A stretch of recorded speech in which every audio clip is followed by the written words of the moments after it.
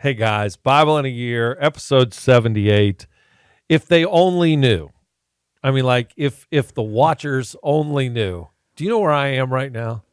The finish line. You are. Oh my gosh. If everybody knew how many episodes of Bible in a Year I've recorded in the last 10 days.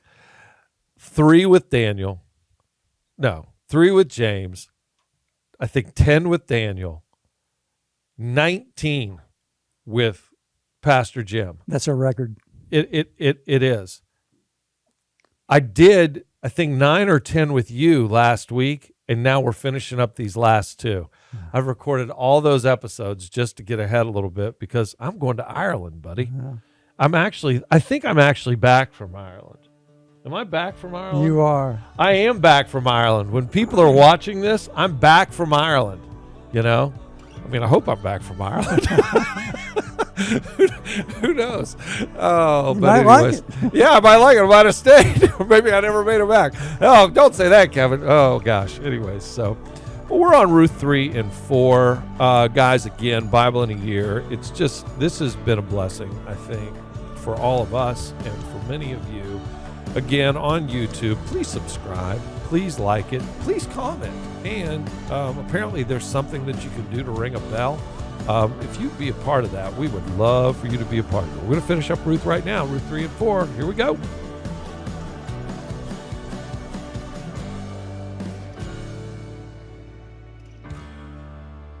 Episode 78, Reverend Dr. David Spence in the house to do Ruth 3 and 4. What an amazing book this is. Powerful masterpiece in literature, as we said yesterday.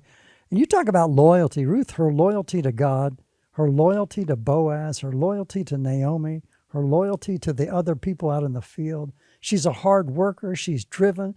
She's a good person, great character. Boaz, a man of great character as well. And he takes her under his wing.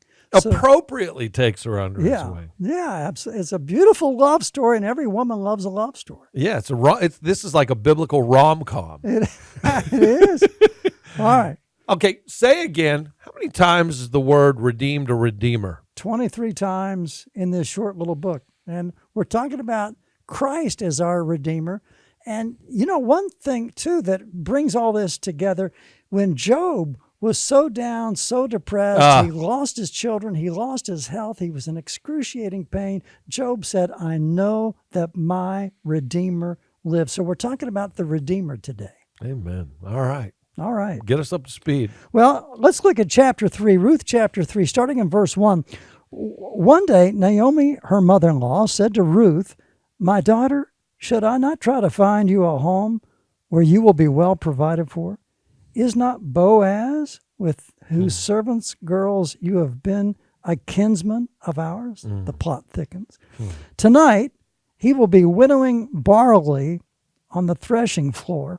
Wash and perfume yourself and put on your best clothes. Then go down to the threshing floor, but don't let him know that you're there until he has finished eating and drinking. When he lies down, note the place where he is lying. Then go and uncover his feet and lie down. He will tell you what to do. And what does Ruth say? I will do whatever you say. So it's interesting because when we get to 1 Samuel, we're going to talk about Nabal and Abigail. Oh, yeah. Like, you want to contrast 2 stories. Oh, Here's the contrast right here. And Dr. Jim makes an amazing point about all of this. This is a time of revelry in most cases. No, with Boaz. Yeah. I mean, they were eating and drinking, but this brother, he holds it together the whole time. he does. Now, I do think that Naomi, I mean, think about what she's saying. Get yourself all gussied up and go on down there. Yeah. It's interesting. When we started this episode 4 minutes ago, I was thinking in my mind, I was thinking about, this is also a picture of immaturity in the faith. Yeah. Immaturity in the faith. Yeah. Let's not forget, her default is Moabite. She's learning about Hebrew culture. Yeah. And as much as I appreciate Naomi, and I do, she's learning about the one true and living God way more from Boaz than she's learning from Naomi. Yeah. You know what I mean? Sure. And so when Naomi says, now get yourself all gussied up and go down there to the barley floor, and I mean, I'm not going to get into this, but uncover his feet is a euphemism. She, she wanted him her to nuzzle up under the covers with him. She has a mindset, and she's got to, and I'm not saying this is what it says, but you can infer this from the passage. Oh, that's what I'm supposed to do. And that's pretty much what she does. Yeah. And Boaz puts a stop to it. Yeah. So, all right, walk us through this. He's a true man of God. Well, oh, my gosh. She goes down to the threshing floor in Ruth chapter 3, and Boaz finishes eating and drinking. He's in good spirits. He went to lie down in Ruth 3:7. At the far end of the grain pile, Ruth approaches him quietly. Watch this. Uncovered his feet, lay down. In the middle of the night, something startled the man. He turned and discovered a woman was lying at his feet. Who are you? He says. I'm your servant Ruth, she said. Spread the corner of your garment over me, since you are a kinsman redeemer. Wow. What a masterpiece in literature. I mean, it is. It is. And again, there is this weird kind of juxtaposition with immaturity in the faith and maturity in the faith. Yeah. The Moabite way and the way that she is willingly adopting. Like, look at verse 11. And now, my daughter, don't be afraid. I'll do for you all that you ask. Watch this. All the people of my town know that you are a woman of noble character. Amen. This is Boaz looking at her and saying, look, I see what's happening here, but there's a right way to do things and a wrong way to do things. And I'm not trying to be convenient by this, but a lot of young marrieds, back up. A lot of young engaged couples will say, is it okay for me to live, or for us to live together? There's a right way to do things and a wrong way to do things. Yeah. Let's do this thing one step at a time. And in our world where intimacy has been cheapened and just absolutely improperly defined, what Boaz teaches her about holy intimacy between a person and God, and between two individuals, Yes, and between those two. And you talk about, I mean, like, how many weddings have you done? And they ask you to read from Ecclesiastes, and the threefold cord won't be quickly broken. This is Boaz saying, look, if we're doing this, this is a threefold cord. And if we're going to do it, we're going to do this the right way. Yep. We're not going to be manipulative about this, and we're not going to be sneaky. I mean, we talk about this in the 2 Samuel lesson. There David is, not where he's supposed to be.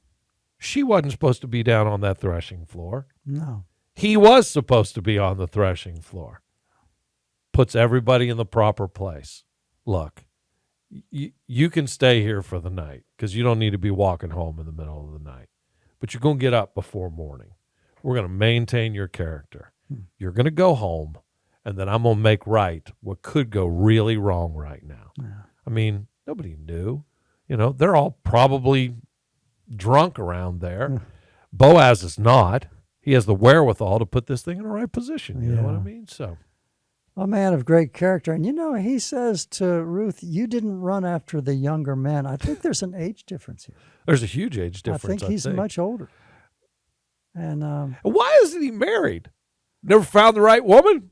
Apparently. I know but that's not the culture of that time. Well, maybe he was a widower. Yeah. We don't know. But he tells her, you go home and make sure she has plenty of provisions. And, as strong of a bond as there already is between Ruth and Boaz, and as much as they really respect each other, he says, no, there's one other kinsman that's a little closer than me. I'm going to give him first priority. I'm going to make sure that everybody knows what's going on. All the elders and the other kinsmen, I'm going to make sure he gets the first chance at this. Boaz is a by-the-book guy, isn't he? He really is. Great character. And so they assemble the elders together, and Boaz sits down and talks to them and says, men, this is what's going on. And this is the Moabite woman, Ruth, and this gentleman here is the nearest of kin. Now, if you want to redeem, you can. And at first he says, yeah, but when he figures out, listen, there's a marriage involved here, not only buying Elimelech's land, but marrying Ruth. Oh, I can't do that. And Naomi comes with the package as well. And Boaz says, darn. Okay, I'll do it. I mean, these two are falling in love so fast. And so they get married. They have a child, Obed, which brings Naomi out of her depression. Mm-hmm. In Ruth chapter 4, they have this child, Obed, who becomes the grandfather of King David. And so Ruth is the great-grandmother of King David. One of the things I kind of summarize here with the book of Ruth, the whole thing looking at it, 4 major words that come to my heart on this book. You've got loyalty. She's loyal to God. Boaz is loyal to God. You've got loyalty to each other. Loyalty. You've got labor, hard-working people, both of them. You've got love, and you've got legacy. That's amazing. She leaves a legacy. The funny thing is, talking about legacy, the very last thing that the book of Ruth says, this then is the family line of Perez. Perez was the father of Hezron, Hezron the father of Ram, Ram the father of Amminadab, Amminadab the father of Nahshon, Nahshon the father of Salmon. I'm going to come back to that name here in a minute. Salmon the father of Boaz, Boaz the father of Obed, Obed the father of Jesse, and Jesse the father of David, from whom the Messiah would come. Yeah. Now, and I tell people this all the time, all right, hold your finger there on Ruth 4 and go over to Matthew 1. Yeah. Perez was the father of Hezron. Hezron was the father of Ram. Ram the father of Amminadab. Amminadab the father of Nahshon. Nahshon the father of Salmon. Salmon the father of Boaz. We're almost we're word for word at that point. Yeah. But the Gospel of Matthew had something else in there. Salmon the father of Boaz, whose mother was Rahab. Yeah. I don't know if that's a different Rahab, but if it's the same one, that's interesting now, isn't it? No family is perfect. And that's what we see in the genealogy of Jesus. That's right. And you see this woman of faith who appears again in the story. Boaz, the father of Obed, Obed, whose mother was Ruth. You see Rahab, the woman from Jericho, who said, no, I'm giving my life to the one true and living God. And we talked about that in the book of Joshua. Yes. I love that. Her home was in the wall of the city of Jericho. And what happens at Jericho? The walls all fall down, except for Rahab's house. Yeah. It stands there as a monument. And here we have, Ruth, who in her life, she stands as a monument. It's Matthew 5 in nature. Let the world see your works and glorify the Father who is in heaven. These two women, Rahab and Ruth, everything they did was to glorify God. Amen. It's just, man, it is amazing. They didn't have, perfect background according to some Jewish people of the time, and isn't it interesting in the sovereignty of God and the providence of God that Ruth is gleaning, harvesting in Bethlehem, the house of bread, 1,200 years before the bread of life is born in that very town of Bethlehem. Oh my gosh, it's so amazing. Look at the story. It's funny when I know, I'm totally, spoiler alert, here it comes. When we recorded the 1st and 2nd Samuel episodes, and David longs for water, it's because he longed for the waters of home, and it's Bethlehem. Yeah, man. Yeah, I'm going to tell you something. Bethlehem is special. It is special. You've been there twice.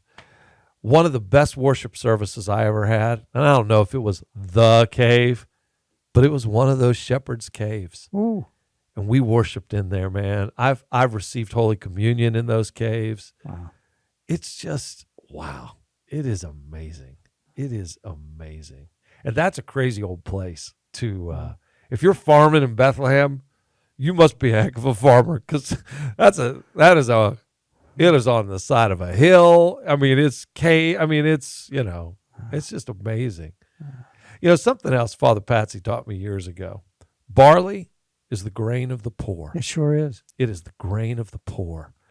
I love that too. My gosh, you talk about gleaning. There's so much to glean out of these 4 chapters. Amen. All right. Send us home on the book of Ruth. Loyalty, labor, love, legacy. Thank you, brother. Thank you. We'll be back again. All right. God bless you. God bless you. Okay, guys, book of Ruth. We'll see you tomorrow.